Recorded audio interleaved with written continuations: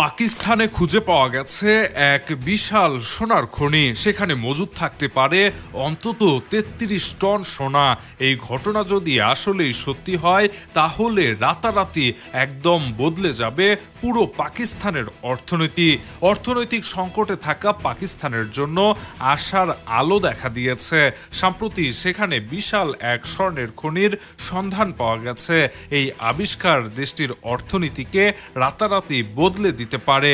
পাঞ্জাবের সাবেক একজন মন্ত্রী ইব্রাহিম হাসান মুরাদ সামাজিক যোগাযোগ মাধ্যমে জানিয়েছেন, সিন্ধু নদের পাঞ্জাব অংশে ৩২ কিলোমিটার জুড়ে বিস্তৃত এই খনিতে প্রায় ৩৩ টন স্বর্ণ মজুদ আছে।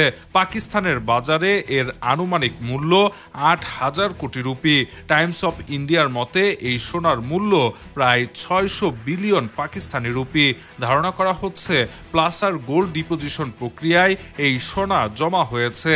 এই আবিষ্কার সত্যি হলে তা পাকিস্তানের অর্থনীতিতে নতুন পরিবর্তন এনে দিতে পারে। বর্তমানে বৈদেশিক মুদ্রার অভাবে পাকিস্তান তীব্র সংকটে রয়েছে। এমন পরিস্থিতিতে এই স্বর্ণের খনি তাদের জন্য বড় সহায়ক হতে পারে।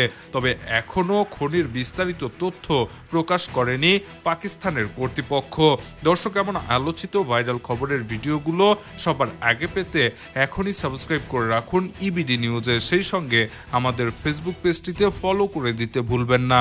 কথা হবে পরবর্তী ভিডিওতে। সে পর্যন্ত ভালো থাকবেন। ধন্যবাদ।